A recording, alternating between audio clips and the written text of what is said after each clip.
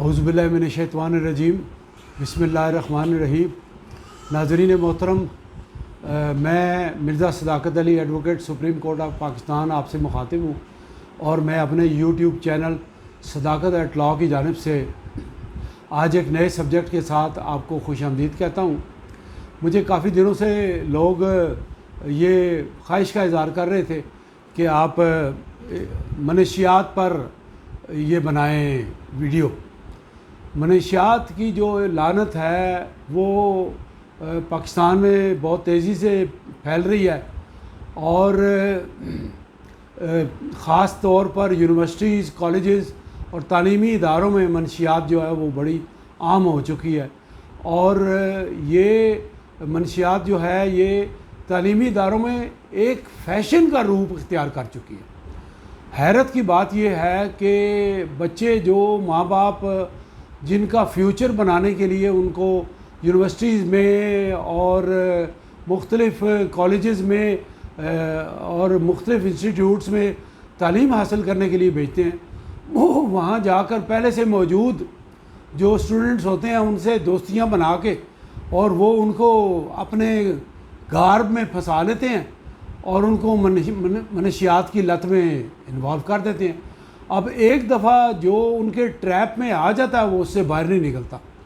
तो हमारी ये मनशियात का जो मामला है ये काफ़ी टाइम कंज्यूमिंग है, इसमें वीडियो लंबी हो सकती है, तो हमने वीडियो को छोटा ही रखना है।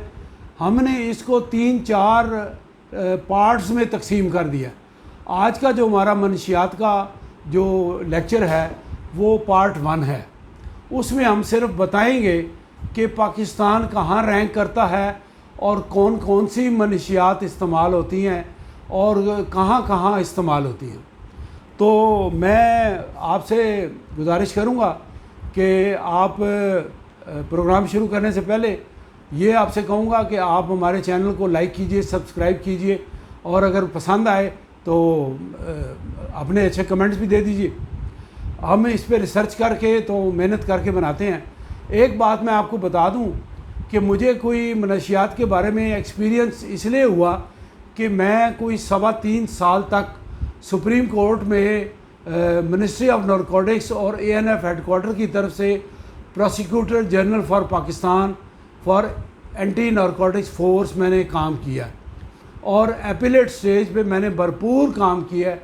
तमाम क्रिमिनल अपीलें जो है जो नीचे से डिसाइड होके आती थी वो सुप्रीम कोर्ट में मैंने उनकी हेयरिंग भी की, उनकी फाइलिंग भी की, उनको तैयार भी किया और तमाम मामला डील किए और मुझे वास्ता पड़ता रहा ANF के स्टाफ से भी, पुलिस से भी और जज हज़रात से भी।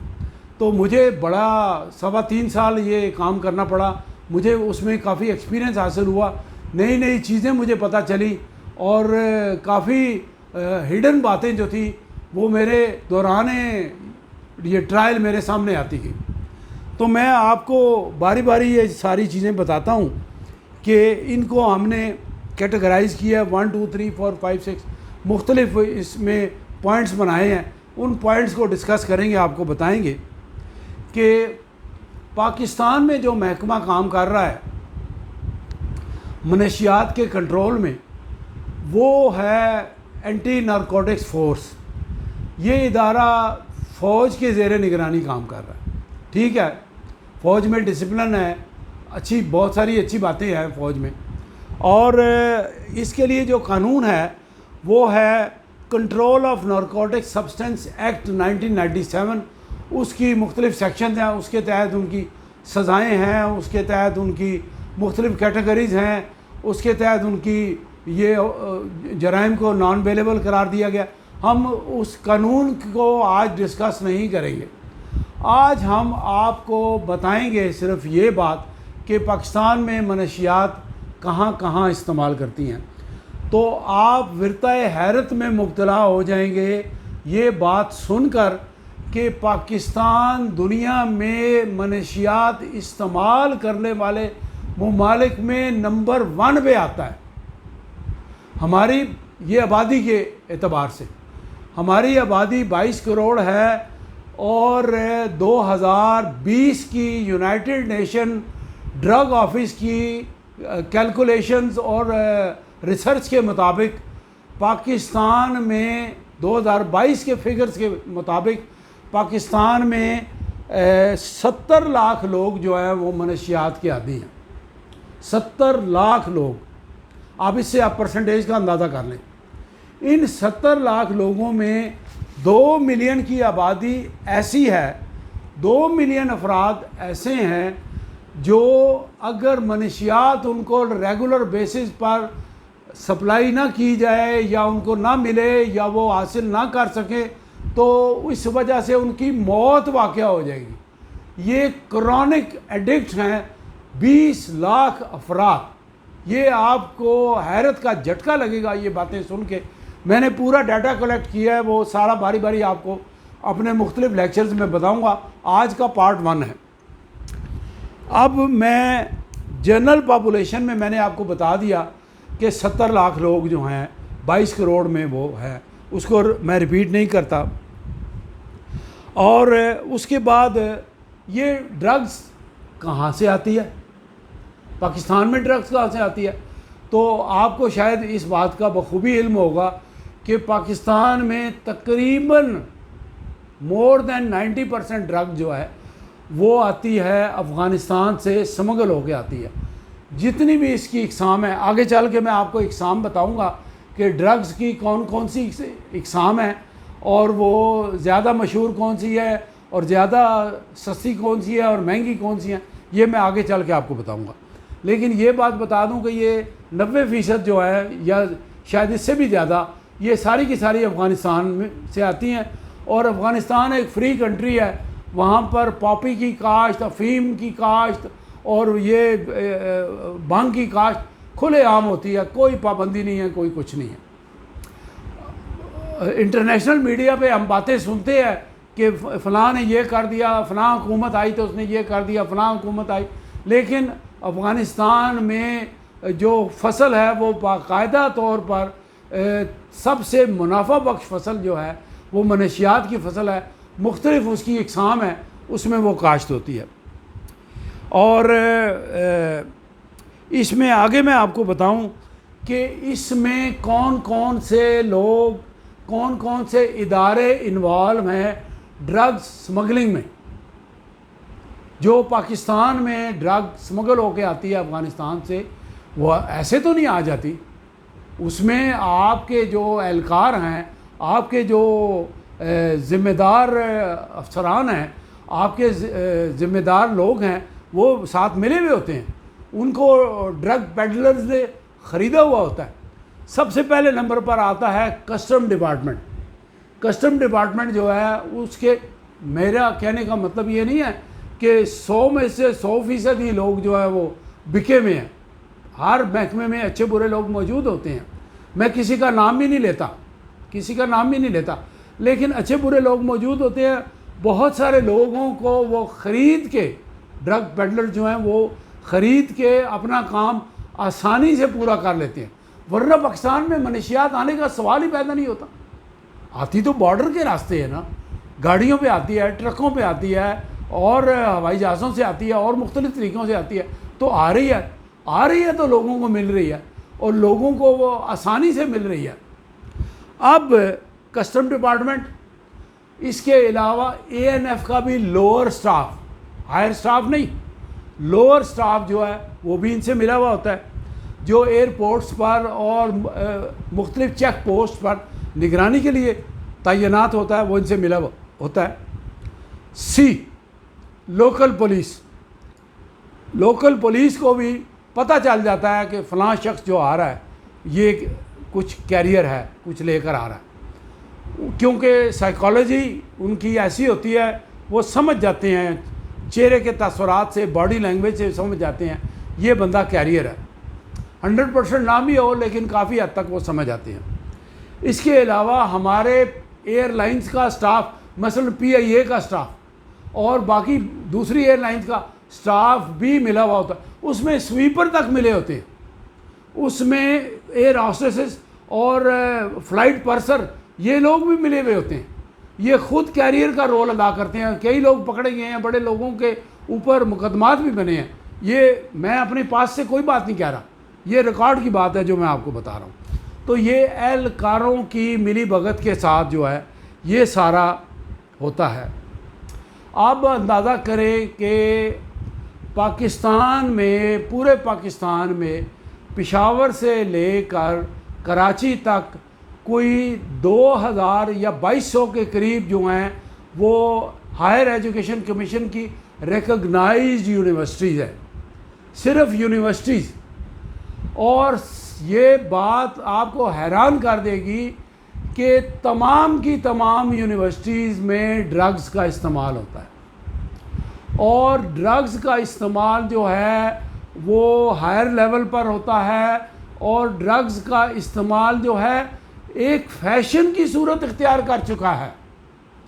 बच्चे जो हैं वो तमाम तफक्कुरात से आज़ाद होना चाहते हैं और वो ड्रग्स इस्तेमाल करते हैं, और वो ड्रग्स इस्तेमाल करके वो समझते हैं कि दुनिया से बेखबर हो गए हैं हमें मुस्तकबिल की कोई फ़िक्र नहीं, इम्तहानात की कोई फ़िक्र नहीं, तैयारी की कोई फ़िक्र नहीं, पीछे माँ बाप की कोई फ़िक्र नहीं, घर की कोई फ़िक्र नहीं, रोज़गार की कोई फ़िक्र नहीं। पैसे हम घर वालों से मुख्तलिफ हीले बहानों से वो ले जाते हैं पैसे, कभी बुक्स के नाम पे, कभी मोबाइल टेलीफोन के नाम पे, कभी ड्रेस के नाम पे, कभी पार्टीज़ के नाम पे वो ले जाते हैं पैसे, और वो पैसा जो है वो मनशियात इस्तेमाल में करते हैं। अब मैं आपको एक और बात बताऊं कि यूनिवर्सिटीज़ के अलावा रावलपिंडी इस्लामाबाद में 17 यूनिवर्सिटीज़ हैं जो हायर एजुकेशन से रिकॉग्नाइज्ड हैं। मोर और लेस तमाम यूनिवर्सिटीज़ में मनशियात का इस्तेमाल होता है। और आप ये बात जो है वो सवाल एक पैदा करेंगे कि ये कैसे मुमकिन है। ये इसलिए मुमकिन है कि कोई चेक एंड बैलेंस है नहीं। ANF का कोई एहलकार किसी यूनिवर्सिटी में चेकिंग के लिए नहीं जाता, एक बात ये। दूसरी बात, किसी यूनिवर्सिटी स्टूडेंट का डोप टेस्ट नहीं होता, यानी ब्लड टेस्ट नहीं होता। ब्लड टेस्ट में अगर रैंडमली ब्लड टेस्ट किया जाए स्टूडेंट्स का, सरप्राइज टेस्ट हो, तो आपको पता चल जाएगा कि इन्होंने ये ड्रग एडिक्ट है या नहीं है। कोई टेस्ट नहीं होता। और हमारे जो स्टेक होल्डर्स हैं और जो हमारे जो बड़े अफसरान हैं, उनको इस बात का इदराक नहीं है कि जब यूनिवर्सिटीज़ में और बड़े बड़े कॉलेजेस में ड्रग्स का इस्तेमाल हो रहा है तो इसके सद्देबाब करने के लिए हमें इस तरफ कोई तवज्जो देनी चाहिए। स्टूडेंट्स में हमें उन ब्लैक शीप्स को निकालना चाहिए, उनके ख़िलाफ़ कोई एक्शन लेना चाहिए। वो ख़ुद भी ड्रग्स इस्तेमाल कर रहे हैं और आगे बेच भी रहे हैं। अब आपको एक और बात बताऊं कि आप ये सवाल करेंगे कि ये ड्रग्स यूनिवर्सिटी में पहुंचती कैसे हैं। ये ड्रग्स यूनिवर्सिटी में जो एहलकार हैं, जो चपड़ासी हैं, जो कारिंदे हैं, जो कैफेटेरिया के लोग हैं, जो वेटर हैं, जो पिक एंड ड्रॉप करने वाले लोग हैं, वो ही ड्रग सप्लायर हैं, वो ही ड्रग सप्लायर है। उनके पीछे एक पूरा नेटवर्क बना हुआ है, पूरा नेटवर्क बना हुआ है। वहाँ से पेशावर से चलती है, अफ़गानिस्तान से चलती है, पेशावर आती है, पेशावर में और रेट होता है, रावलपिंडी इस्लामाबाद में आती है और रेट होता है, लाहौर जाती है उसका और रेट होता है, मुल्तान जाती है उसका, जूँ जूँ ये साउथ कराची तक ट्रैवल करके जाती है इसका रेट बढ़ता जाता है। उसके बाद फिर ये फॉरेन कंट्रीज़ में भी जाती है। और इसके सबसे बड़े बायर यूरोप, सऊदी अरब और अमेरिका है। वहाँ ये क्यों जा रही है, सवाल ये पैदा होता है वहाँ क्यों जा रही है। वहाँ डिमांड है तो ये जा रही है। और हाईली पेड जो सब्सटेंस है, ये नारकोटिक सब्सटेंस दुनिया में सबसे हाईली पेड है और दुनिया में सबसे ज़्यादा इन्फ्लुएंशियल स्मगलर और लोग जो हैं वो ड्रग पेडलर्स हैं। आपको बताऊं कि कोलंबिया अमेरिका के साथ जो रियासत है उसमें एक बहुत दुनिया का नंबर 1 रैंक्ड एक बंदा जो गुजरा है, जो ड्रग पेडलर था, वो बहुत अमीर कबीर, दौलत का शुमार ही कोई नहीं था। उसका नाम है पेब्लो एस्कोबार। अब वो इस दुनिया में नहीं है।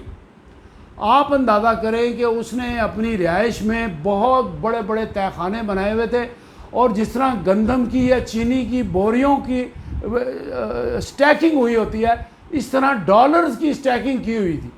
उसके ऊपर एक दफ़ा अटैक किया नारकोटिक्स वालों ने, पुलिस ने अटैक किया उसको गिरफ़्तार करने के लिए, तो उसका कोई रास्ता नहीं मिला, और वो सख्त स्नोफॉल हो रही थी, वो अपने उसमें बंद था तहखाने में, और कोई 1 महीना के करीब वो उसमें रहा। वहाँ पर उसने खाने का इंतज़ाम, किचन का इंतज़ाम, वॉशरूम का इंतज़ाम, सब कुछ बनाया। अमीर तरीन आदमी था। तो सर्दी इतनी ज़्यादा थी, उसके पास कोई आग का इंतज़ाम नहीं था। वो 1 महीना डॉलर के, अमेरिकन US डॉलर के नोट जला जला कर आग तापता रहा। उसके बच्चे, उसकी फैमिली आग तापते रहे, और वो नोटों को जलाकर अपना खाना उस पर पकाते थे। आप अंदाज़ा करें उसकी दौलत का शुमार। खैर, हमने उसको डिस्कस नहीं करना। तो इसमें चूँकि पैसा बहुत ज़्यादा है। अब दूसरी तरफ आप देखें, पाकिस्तान से बहुत सारे लोग जाते हैं, जिन लोगों को पता नहीं होता, वो सादा लोग होते हैं, उनके पीछे बड़े ताकतवर और बड़े मशहूर लोग होते हैं, बड़े पैसे वाले लोग होते हैं। उनको अपना सामान देते हैं कि ये हमारा बैग ले जाओ, ये जद्दा में या मक्का में या मदीना में फ़लाँ को हैंड ओवर कर देना, इसमें मेरे कपड़े हैं। अंदर उसके ड्रग होती है। जब वो पकड़ते हैं ड्रग्स इन्फोर्समेंट वाले जद्दा एयरपोर्ट पे, तो उसमें से ड्रग निकल आती है। वो आदमी शोर मचाता है, ये तो मेरी नहीं है। आपने कई दफ़ा अपने मीडिया पे वाक़यात सुने होंगे, आपको अपीलें भी नज़र आती होंगी, और आपको हमारे हुकाम बाला और हमारी एम्बेसीज़ ने भी कहा कि इन बंदों को जो भेजा गया है, इनको तो पता ही नहीं था, ये इनका सामान नहीं था, इनको तो सामान किसी को हैंड ओवर करने के लिए दिया गया था, इसमें से हीरोइन निकल आई। तो सऊदी अरब में कानून ये है कि वो हफ्ता 10 दिन में ट्रायल करके उसके बाद वो जुमे वाले दिन वहाँ जद्दा में सर कलम कर देते हैं। कोई लंबा चौड़ा ट्रायल नहीं, कोई लंबी चौड़ी शहादत नहीं है, गवाह आए हैं नहीं आए, लंबी चौड़ी बात नहीं है। ये इतने इन्फ्लुएंशियल लोग हैं कि ये मासूम और सादा लोग बूढ़ों को और मासूम औरतों को और नाबालिग बच्चों को ड्रग पेडलिंग, ड्रग ट्रैफिकिंग के लिए इस्तेमाल करते हैं। अब मैं आपको बताऊं कि ड्रग्स के इफ़ेक्ट क्या है।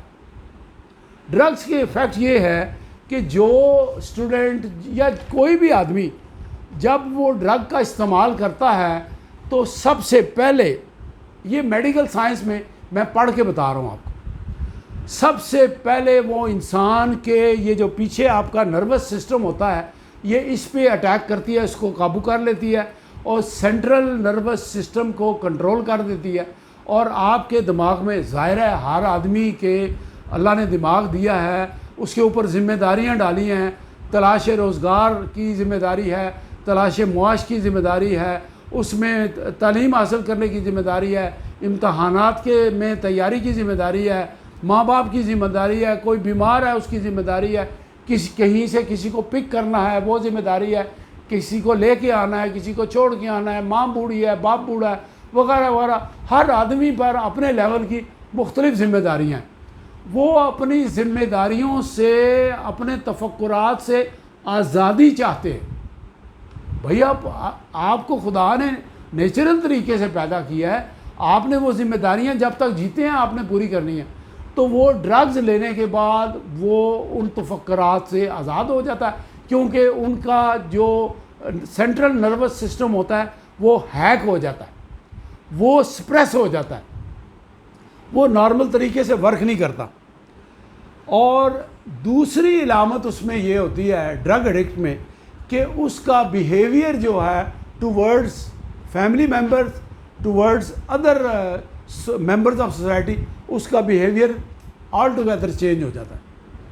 या वो बहुत ज़्यादा अच्छा हो जाता है, या वो बहुत ज़्यादा जो है जिटरी हो जाता है। अच्छा उस सूरत में हो जाता है कि जब उसने ड्रग ले ली हो और उसका मूड ठीक हो तो वो अच्छा बिहेव करता है, और जिटरी उस वक्त हो जाता है जब उसको ड्रग की तलब हो और उसे ना मिल रही हो, तो वो अपने आप को काटता है, वो कहता है मार दूं मैं किसी को, मुझे ड्रग मिलनी चाहिए।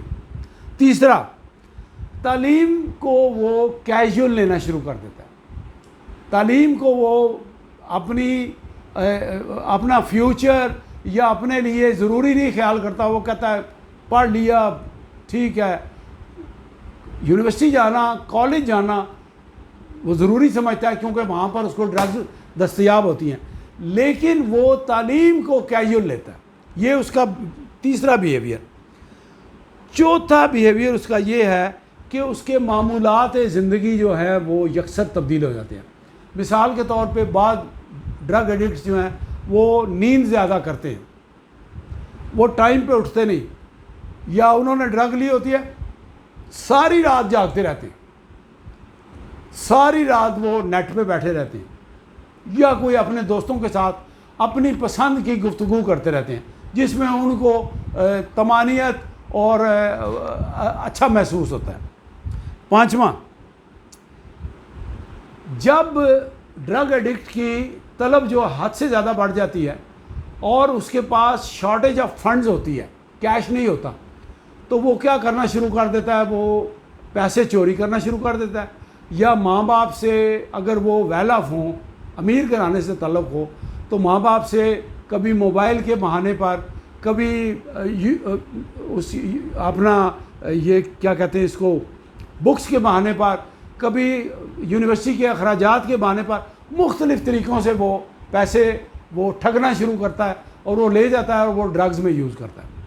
अब आज के सेगमेंट में हमने आपको ये बताना था कि ये जो आज का हमारा लेक्चर है ये सिर्फ़ इस हद तक है कि हम आपको बता रहे हैं कि पाकिस्तान में तालीमी इदारों में ड्रग्स का इस्तेमाल जो है ख़तरनाक हद तक बढ़ गया है।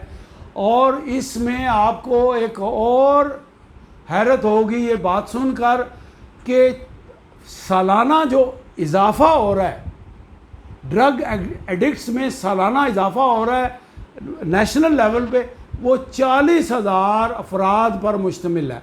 यानी हर साल 40 से 50,000 अफराद इसमें शामिल हो रहे हैं एडिक्ट्स में, और ये ड्रगी बन रहे हैं। तो मुझे ये बात बताएं कि हमारी कौम को आगे इन बच्चों ने संभालना है जो आज तालीम हासिल कर रहे हैं।